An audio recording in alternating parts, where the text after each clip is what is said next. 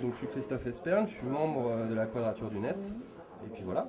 D'accord, alors qu'est-ce que vous pensez de cette loi, ce projet de loi déposé sur le téléchargement?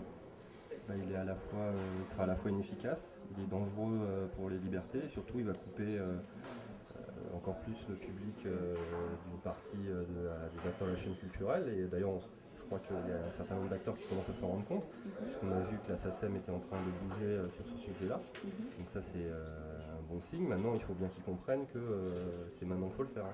C'est pas, on ne va pas attendre 2 ans qu'ils passent leur loi avec une logique attentiste, et puis dans 2 ans, on nous dira on s'est encore trompé, on vous a encore abaissé vos libertés, on a encore créé plus d'insécurité juridique pour les acteurs du net.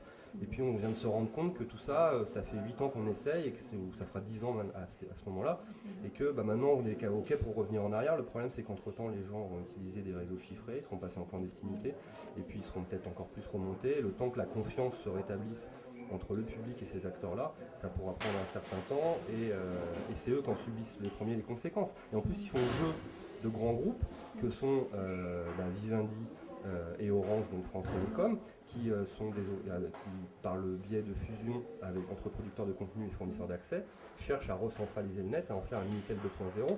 Actuellement, le seul FAI qui n'est pas marié, c'est Free.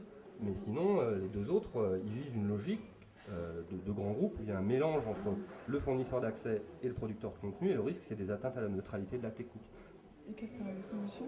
La solution, ça serait d'enlever ce texte, parce qu'on ne travaille pas avec un pistolet sur la tempe. Ensuite, ça serait de se mettre autour d'une table, d'étudier les différentes possibilités de mise en place d'une licence permettant aux internautes d'échanger en échange d'une rémunération des artistes. Les solutions existent, il n'y a rien d'insurmontable. Simplement, il faut sortir de cette logique de mono fanatique, parce qu'ils foncent à pleine vitesse dans le mur, et on n'a pas le droit de parler du reste, parce qu'il faut se rendre compte que Denis Oliven avait dit « Moi, la licence globale, je ne veux pas en parler ». Le résultat est là, maintenant la SACEM est prête à en parler.